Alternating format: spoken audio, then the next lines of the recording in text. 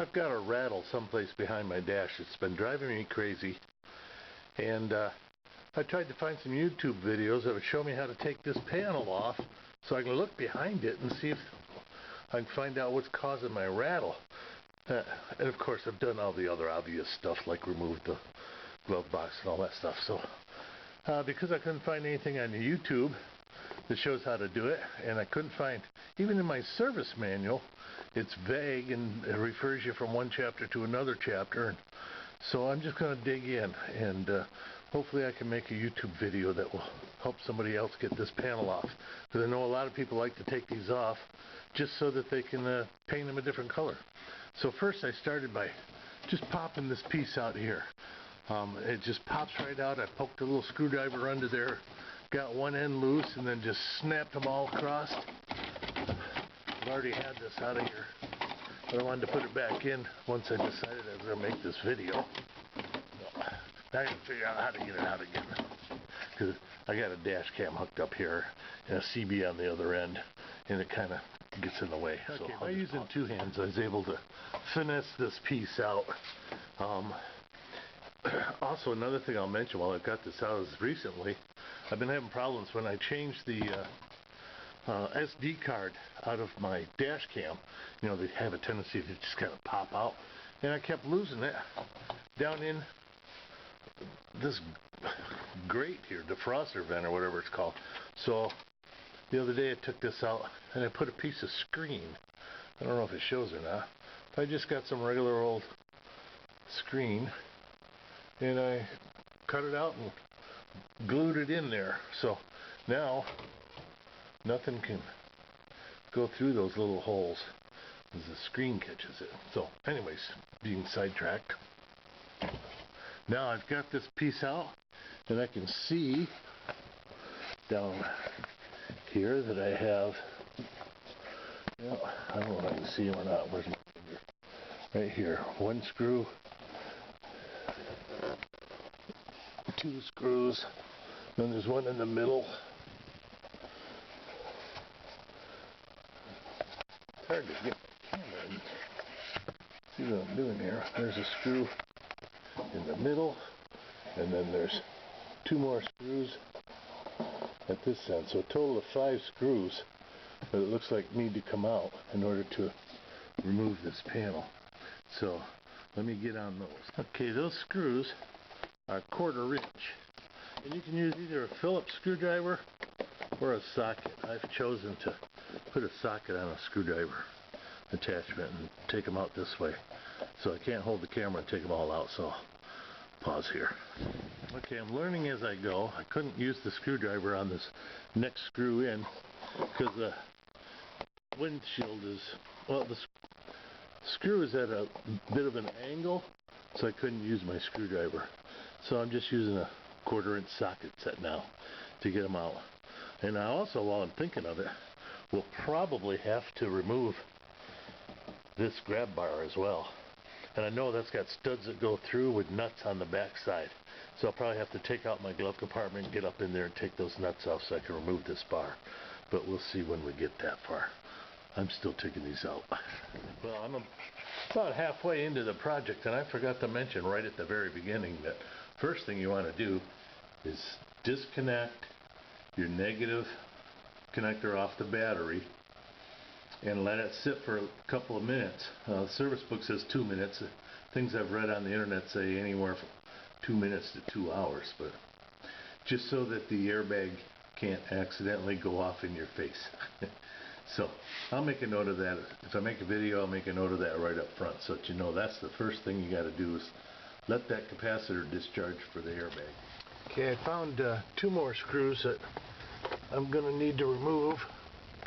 I took the glove box out, and up above there I've got that screw, and there's supposed to be one over here, but mine's missing.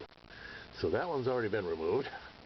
And then I can take, looks like if I move those two, this grab bar section might just come off without having to remove the nuts off the back of the grab bar. I'm having a hard time getting to the nuts that hold this thing on. So because there's a speaker in here and a big old magnet on the back of that speaker keeps grabbing my sockets and my screwdrivers and everything. I'm poking back in there. So I'm going to take these 2 screws out over here and remove this and hopefully take the speaker out, get that magnet out of there. The speaker cover came off real easy, just those 2 screws and a little place where it pops in. And then the speaker has 2 screws down here on the bottom and 2 screws up here at the top to bring that up. Okay, with that speaker yanked out, just dangling by the wire there, I can really get back in here and you can see really good. Well, I can see probably better without this flashlight, but I can see the bolts going through. Should be easier to get to now. Well, this is interesting. After I got the bolt off on this side, I finally figured out it was 10 millimeters. I was trying to use SAE. So I got the bolt out of there. It turns out to be, I don't know how focused that is, but it's a stud, not a bolt with a nut on it, and one end, this end, has an Allen wrench hole in it. Is that focusing at all? So that I guess you can tighten in the stud real tight first with an Allen wrench, and then poke it through, and then put the nut on it. But it just kind of caught me off guard. And this is an aftermarket handle, so this might not be standard on regular TJs. It's been a long time since I put this on. I forgot all about what it looked like. Well, it wasn't easy getting this thing out of there, trying to get the right angle of the dangle, but that's what the thing looks like. And that piece right there is just a stud. It goes in there, and then you can tighten that stud in with an Allen wrench, poke it through the dash, and then put your nut on. I guess that's the idea. Okay, I thought this piece that the grab bar goes through would come off after taking out those 2 screws on both sides, but I just found that the glove box latch underneath has 2 screws going through it, that side and that side, and it looks like they're holding on this piece. So now I need to take off the latch. And you gotta remember how it's on there so I don't try and put it on the wrong way. Okay, that did it. I took the latch off, and then this piece came right off. Real sweet. So now I can see I've got some more screws down on the bottom of this panel holding it in. Let's see, what do we got? Maybe 1, 2, 3, 4, 5. So let's take those off. Apparently that didn't do it, because the bottom's all separated nice and the top's all separated nice,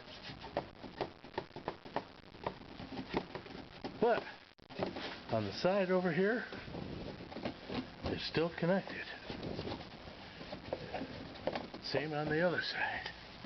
Now I believe I saw a video, somebody removing the airbag, said there's a bolt down on this side, a bolt down on that side that were very hard to get to. They were, oh, I forgot what size he said they were, but he had to use one of those ratchet wrenches to get it off. I don't know if I want to go that far or not, so I'm going to take a break and decide if I want to dig that deep. Well, I'm having another aha moment where I think I might have found what was causing my rattle. This little booger right here, and what's it say it is? KC3300 DC 12 volt. I don't know, some kind of a flasher unit or something. Some kind of relay for something. And the bracket for it, right there, is broken. It looks like it was mounted up above in the dash somewhere, because as I was poking around up there, I felt it and pushed it down through. So this might have been what was rattling back in there, which was the whole cause of me tearing everything apart here. So I'm just going to put everything back together. I'm not going to bother taking this panel off the rest of the way. But this video shows you how to do it. It's just a bolt on this side and a bolt on that side is all that's left for me to take that off. And hopefully this little sucker here was my source of my rattle. So I'll wire tie that all up, and hopefully that's it. And I can be done for the day. Well, except for I gotta put everything back together.